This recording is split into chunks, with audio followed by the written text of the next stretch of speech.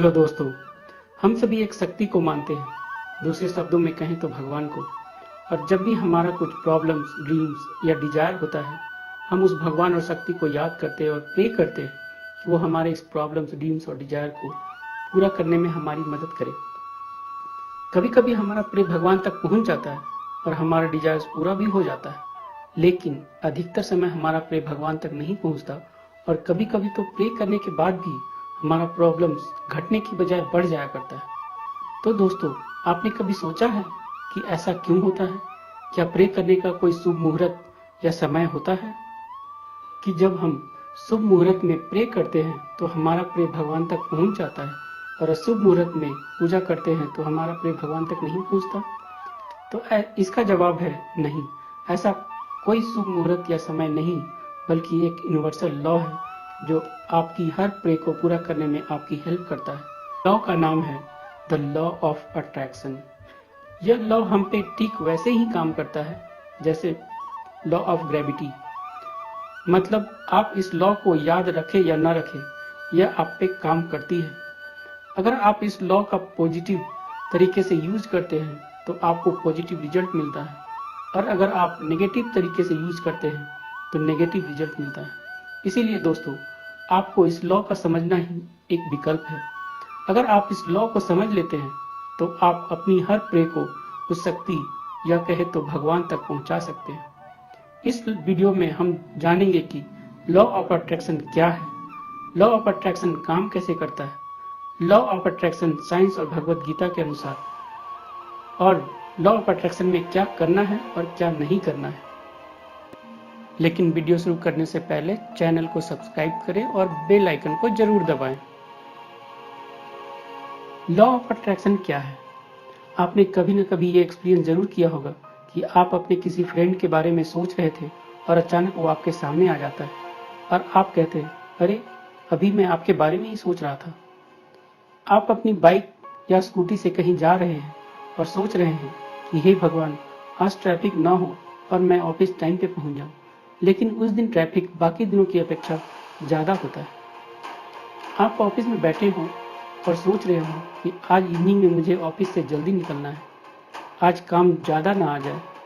और जैसे ही आप ऑफिस से निकलने वाले होते हैं, आपका बॉस आपको कुछ अर्जेंट काम दे देता है और आप बाकी दिनों की अपेक्षा उस दिन घर लेट से पहुंचते हैं।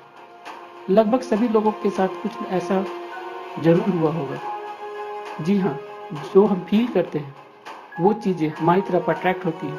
इसीलिए तो कहते हैं, जिसे आप दिल से चाहोगे वो आपको मिल जाती है, यानी आपकी तरफ अट्रैक्ट होती है। जी हाँ, लॉ ऑफ अट्रैक्शन ऐसे ही काम करता है और आप जो चाहोगे वो आपको मिलेगा। लॉ ऑफ अट्रैक्शन काम कैसे करता है?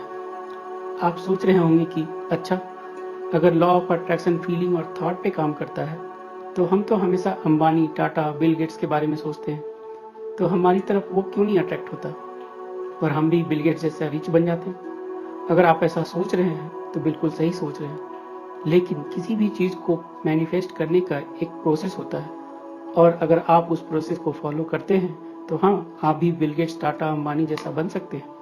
एग्जाम्पल के तौर पे, अगर आप अपने घर में खाना पका रहे हैं और चाहते हैं कि आपका खाना स्वादिष्ट बने, तो आपको एक प्रोसेस फॉलो करना पड़ता है, तभी आपका मनचाहा टेस्टी फूड बनता है।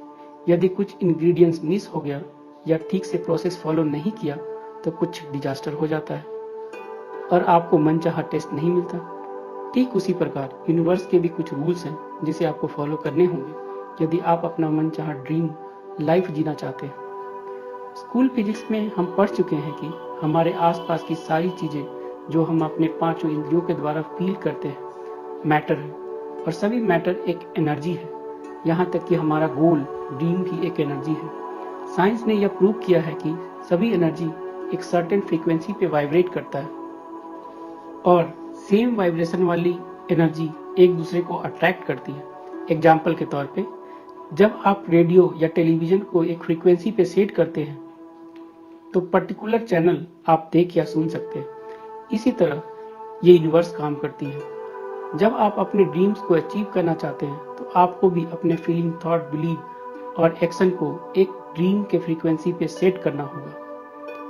उदाहरण के तौर पे, जब हम एक ड्रीम देखते हैं कि मुझे एक कार चाहिए, तो आपका ड्रीम जो है एक एनर्जी है और एक सर्टेन फ्रीक्वेंसी पे वाइब्रेट करती है, और कार भी एक एनर्जी है जो एक सर्टेन फ्रीक्वेंसी पे वाइब्रेट करती है। जब आपकी फ्रीक्वेंसी और कार की फ्रीक्वेंसी मैच हो जाएगी, तो यूनिवर्स ऐसे सिचुएशन क्रिएट कर देगा कि वो कार आपकी हो जाएगी। सारे स्पिरिचुअल बिलीव्स इसी लॉ पे काम करती है। सिंपल फेथ के एग्जाम्पल से समझते हैं। आपने लोगों को कहते हुए सुना होगा कि उस मंदिर, मस्जिद या गुरुद्वारे में हर एक की मनोकामना पूरी होती है। आइए इसको लॉ ऑफ अट्रैक्शन से समझते हैं। जब कोई ऐसा कहता है तो आप 10 लोगों से पूछते हैं, इसमें 7 ने भी कहा हाँ, तो आपका फेथ और बिलीव बढ़ जाता है और आप उस मंदिर, मस्जिद या गुरुद्वारे पर पूरी बिलीव, फेथ के साथ जाते हैं और भगवान से अपनी विश पूरी होने की कामना करते हैं। आपकी मनोकामना पूरी भी हो जाती है। जी हाँ, ऐसे ही काम करती है लॉ ऑफ अट्रैक्शन। क्योंकि अगर आप ध्यान से सोचे तो वही भगवान, मंदिर, मस्जिद और गुरुद्वारा आपके शहर में भी था, पर आपकी मनोकामना वहां पूरी नहीं हुई। क्या आपने कभी सोचा क्यों? क्योंकि वहां आपका फेथ बिलीव नहीं था। जब 7 लोगों ने कहा तो आपका फेथ बिलीव बन गया और आप 2000 किलोमीटर दूर मंदिर में जाते हैं और आपकी मनोकामना पूरी होती है। लॉ ऑफ अट्रैक्शन को 100% वर्कआउट करने के लिए आपको ये 4 बातें याद रखनी होगी: फीलिंग, थॉट, बिलीव्स और एक्शन। फीलिंग, आपको फील करना है कि आपका ड्रीम आपको मिल रहा है। थॉट, आपको अपने ड्रीम के बारे में हमेशा पॉजिटिव सोचना है। बिलीव्स, आपको बिलीव करना है कि आप वो ड्रीम जी रहे हैं। एक्शन, आपको प्रॉपर एक्शन लेना होगा। अब आप सोच रहे होंगे कि जब सारा काम मुझे ही करना है तो लॉ ऑफ अट्रैक्शन का क्या काम? तो इसके लिए मैं आपको एक छोटी सी कहानी सुनाता हूँ। एक बार की बात है, एक लड़का भगवान शंकर की पूजा करता और भगवान से कहता कि मेरी 1 करोड़ की लॉटरी लगा दो। वह रोज सुबह शाम पूजा करता और यही दोहराता कि मेरी 1 करोड़ की लॉटरी लगा दो। कई साल निकल गए पर उसकी इच्छा पूरी नहीं हुई। तो पार्वती जी यानी शंकर भगवान की वाइफ ने शंकर भगवान से कहा कि यह कई सालों से आपकी पूजा कर रहा है, आप इसकी इच्छा पूरी क्यों नहीं कर देते? इस पर शंकर भगवान ने कहा, मैं इसकी इच्छा पूरी कर दूंगा, पर यह नालायक लॉटरी का टिकट तो खरीदे। दोस्तों, आप समझ गए होंगे कि आपको क्या करना है। लॉ ऑफ अट्रैक्शन साइंस और भगवत गीता के अनुसार। साइंस कहता है, एनर्जी न तो बनाया जा सकता है और न ही उसे मिटाया जा सकता है। इसे केवल एक रूप से दूसरे रूप में बदला जा सकता है। गीता कहती है, जो जन्म लेता है और जिसकी मृत्यु होती है वह हमारा शरीर है, लेकिन वास्तविक में आप एक आत्मा है जिसे न तो बनाया जा सकता है न ही मिटाया जा सकता है। यह एक शरीर को छोड़ दूसरे शरीर को धारण करता है। साइंस कहता है, यूनिवर्स में एक लिमिट मात्रा में ऊर्जा है जो न घटती है और न ही बढ़ती है। गीता कहती है, आत्मा कभी नहीं मरती, यह हमेशा से है और भविष्य में भी रहेगी। साइंस कहता है, हमारे आसपास की सभी चीजें एक प्रकार की ही ऊर्जा से बनी है। गीता कहती है, भगवान की अगर तलाश करनी है तो अपने अंदर करो, वह तुम्हारे भीतर है। भगवान कण कण में व्याप्त है। मीन्स भगवान भी उसी ऊर्जा का एक रूप है जिससे बाकी सब सारी चीजें बनी है। लॉ ऑफ अट्रैक्शन का रूल है कि आप जो भी चीज को बार बार अपने माइंड में रिपीट करते हैं वो आपकी ओर अट्रैक्ट होने लगती है और वो आपकी लाइफ में सच होने लगती है। हमारे आसपास 2 तरह की एनर्जी फ्रीक्वेंसी काम करती है, पॉजिटिव और high energy frequency and negative और low energy frequency. Positive energy frequency positive को अपनी ओर आकर्षित करता है और नेगेटिव एनर्जी फ्रीक्वेंसी नेगेटिव को अपनी ओर आकर्षित करती है।